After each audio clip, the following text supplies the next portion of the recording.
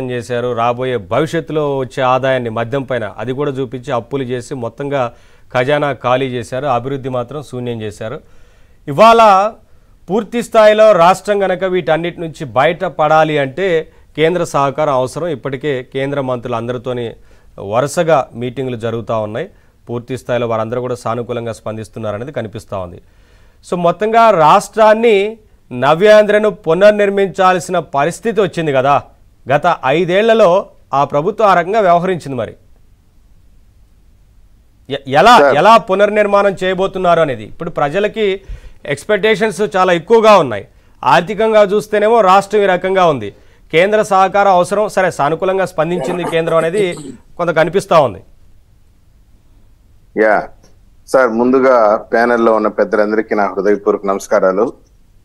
నిన్న చంద్రబాబు నాయుడు గారు ఢిల్లీలో బిజీగా గడిపారు.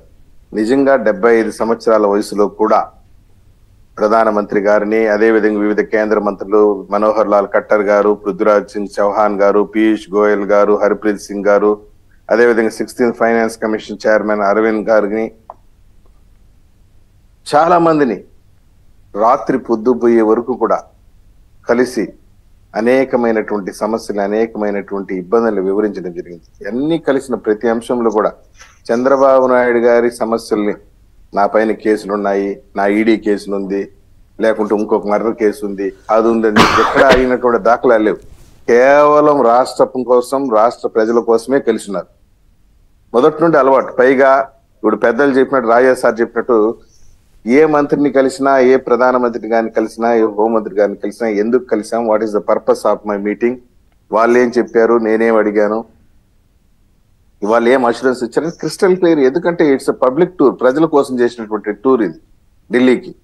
కానీ జగన్మోహన్ రెడ్డి గారి 5 సంవత్సరాల కాలంలో చాలా సార్లు ఢిల్లీకి పోయినప్పుడల్లా ఒక వెంకటేశ్వర స్వామి ఫోటో ఎత్తుకుని పోయేది, లడ్లు ఎత్తుకుని పోయేది. లోపల బోట మాత్రమే తెలుస్తుంది.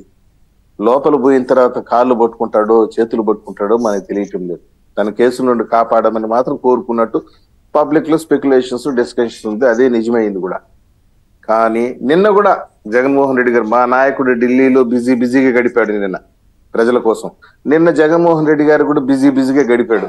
జైలు, నెల్లూరు జైలు, సెంట్రల్ జైలుకి వచ్చి ఆయన పిన్నెల్లి రామకృష్ణారెడ్డి కలవడానికి బిజీగా హెలికాప్టర్ వేసుకుని వచ్చాడు.